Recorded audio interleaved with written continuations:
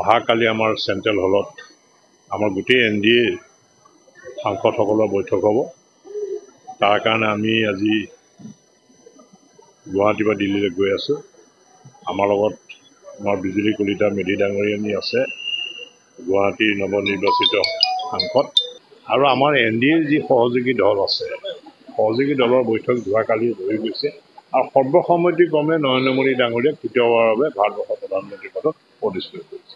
এতিয়া আমাক দলে দায়িত্ব দিছে, সাংসদৰ কাৰণে আমাক প্ৰাৰ্থিত্ব দিছে আৰু ৰাইজৰ আশীৰ্বাদত আমি বিজয়ী হৈছোঁ।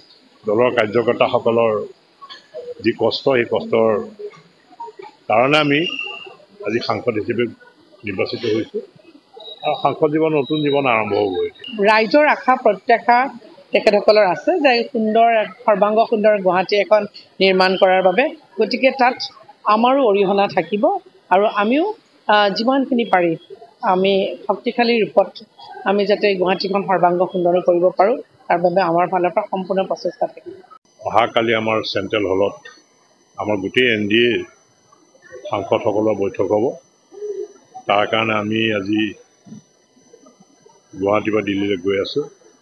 আমাৰ লগত আমাৰ বিজুলী কলিতা মেধি ডাঙৰীয়ানী আছে, গুৱাহাটীৰ নৱনিৰ্বাচিত সাংসদ, আৰু আমাৰ NDAৰ যি সহযোগী দল আছে, সহযোগী দলৰ বৈঠক যোৱাকালি হৈ গৈছে আৰু সৰ্বসন্মতিক্ৰমে নৰেন্দ্ৰ মোদী ডাঙৰীয়াক তৃতীয়বাৰৰ বাবে ভাৰতবৰ্ষৰ প্ৰধানমন্ত্ৰীৰ পদত প্ৰতিষ্ঠিত কৰিছে। এতিয়া আমাক দলে দায়িত্ব দিছে, সাংসদৰ কাৰণে আমাক প্ৰাৰ্থিত্ব দিছে আৰু ৰাইজৰ আশীৰ্বাদত আমি বিজয়ী হৈছোঁ।